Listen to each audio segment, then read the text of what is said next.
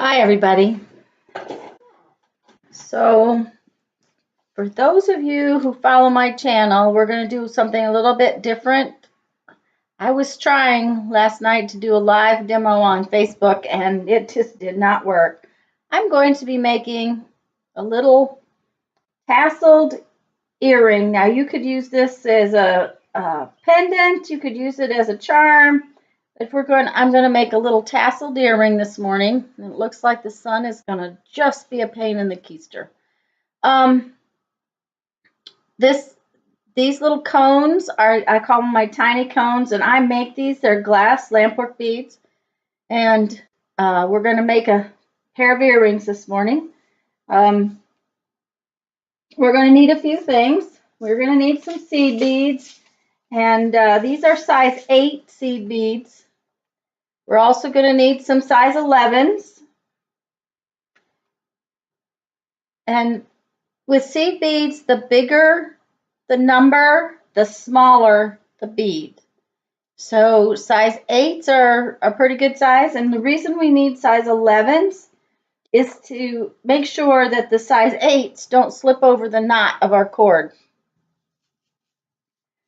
I've made up a little soup of my seed beads, which is just means that I've mixed a bunch of colors together for what I want.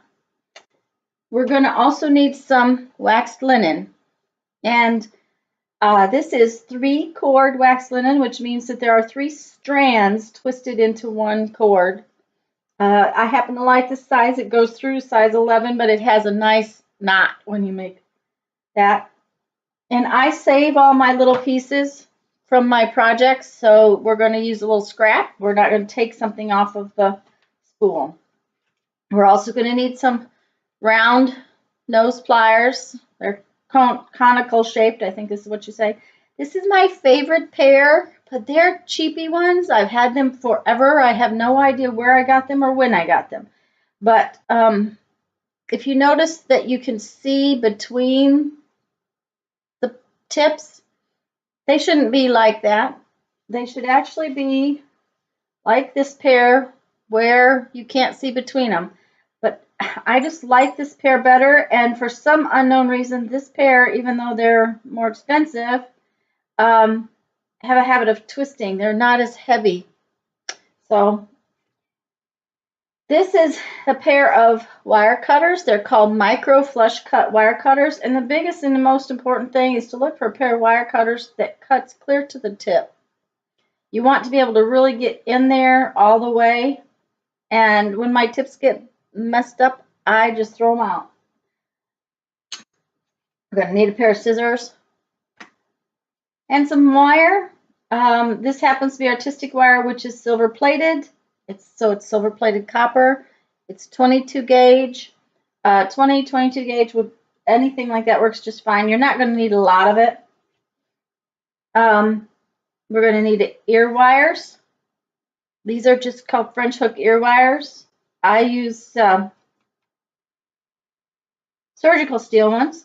We're going to need a little daisy spacer. And of course, you're going to need a couple of little cones.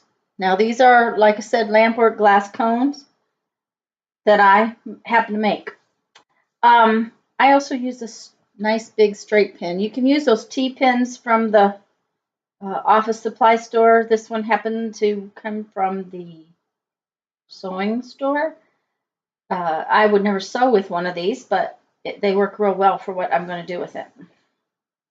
Okay, so we're going to get started, and what I'm going to do is I'm going to tie a little granny knot in the end of my wax linen. And I'm going to push it down to where it's right down to the end. You can see that. And then I'm going to tie another one. And I'm going to push it right down next to the first one. And I always double knot everything. I don't want it coming apart. Then I'm going to put 2 of the little size 11 seed beads on my cord. Now, why two? Just because I wanted to, just because of the design I had in my head. It has nothing to do with necessity. One little size 11 bead on there is more than enough. It's just that I wanted to. And then we're going to thread on a bunch of our size 8 seed beads. For some reason, I have a little pile of green ones right there. I try not to look most of the time, because if you use bead soup and then you look, then all you do is make a pattern. And we want this to be very random. Now I am stringing on a length. This one's about, say 2.5 inches long, and I want the second piece, and I made this one ahead of time so that you wouldn't have to watch me string beads all morning. I want the second piece to be just a touch longer than that first piece.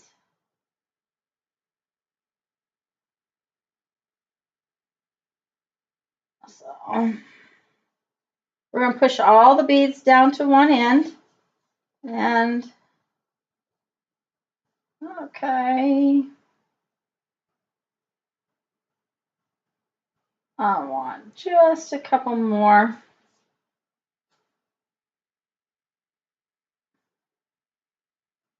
I do not have a clue what was wrong last night. I was trying to do this live on Facebook, and it just absolutely was not working. Once you get all the size 8s on, I'm going to go back and put my 2 size 11s on. Like I said, it could be just one. But now this piece is going to be just a little bit longer than the other piece. The thing is that when you tie the knot on the second end, you don't want this to be real tight. This needs some room in it. We're going to bend it in half, and if it's real tight, that you can't bend it. So we're going to make sure that we have about 1/8 of an inch. If you can see that, there's about 1/8 of an inch of space. And to do that, this is where my pin comes in really helpful. If I hold my pin right there, my knot will slide right down to the pin. And then I can pull my pin out, and my knot is in there. And you see I've got that little bit of space right there. Okay, and then I'm going to tie my second knot. And like I said, these are just little granny knots. It's just over and tie the knot. And again, if you put your pin right next to the knot, right where you want it, and pull down, your knot will go right where you want it. That's why the pin is really important. And we're just going to trim off the excess cord. Now we need a piece of wire.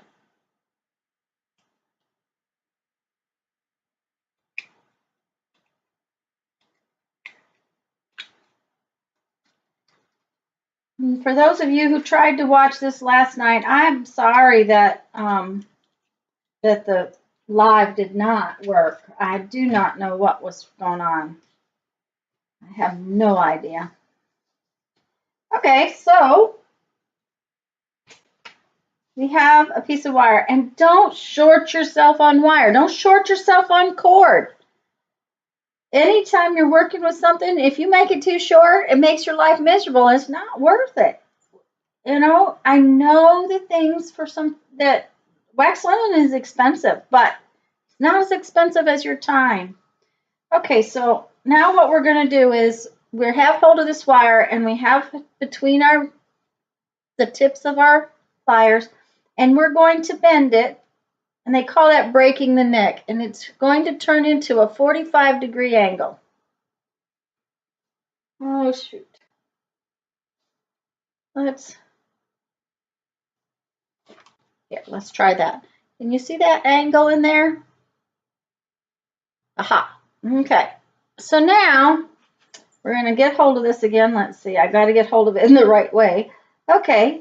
We got hold of it, and we bent it at the 45-degree angle. And now we're going to take it, and we're going to wrap it around our pliers and basically make a circle. See my little circle? Okay, you see that I've made a circle. But I did not close my circle because I need to put my little pieces on there. And I'm just going to fold them in half. And I'm not going to fold them in half. I don't like halves. I don't like perfect. I want them to be just a little off. So I'm just going to put my pieces right in the little curve and fold them down. Now I have to get a hold of that little circle.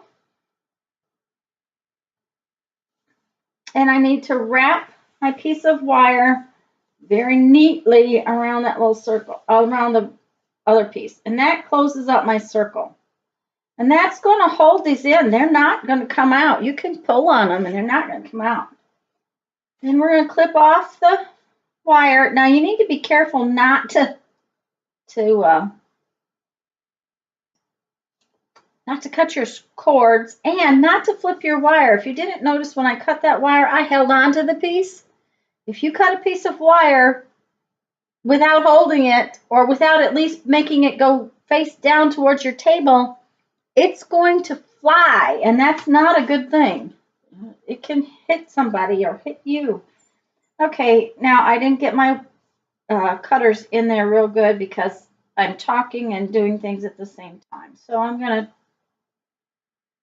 use the back side of my pliers and just pinch it down a little bit. This particular piece is not going to show. So, okay, so now I have a head pin with a tassel on the bottom. Okay, so I'm going to thread my wire up through my little cone. And I'm going to put on my little daisy spacer. That just kind of covers up the little top of the cone. I want a little bit more interest on the top of my cone, so I'm going to add a little blue seed bead. And now I'm going to, again, bend this at a 45-degree angle and wrap my wire around. And if you don't let go, it's real easy. You can just notice I have enough wire to work with. And I'm just going to bend it around until I have a nice, snug wire wrap right in there. And then I'm going to be very careful and trim real close. Okay. And now I have a cute little tassel ready to go. Now we have to put that tassel onto our ear wire. And the ear wires have an opening, but you treat them like a jump ring. When you open a jump ring, you do not pull it open. You bend it towards you. You twist it. So I'm just going to twist that a little bit. Pop that on there. And close that up. And I have my earring. And so I have 2 earrings now. And I have a completed pair. Anyways, I hope you liked this video. Thanks for sticking with me. And those of you that I'm going to put this online on Facebook for, I am again sorry that last night didn't work out. And those of you that watch my channel for the other things that I do, I'm sorry that this one's a little different. But, you know, if you like it, let me know and I'll do some more. Thanks so much for watching. Have a great day.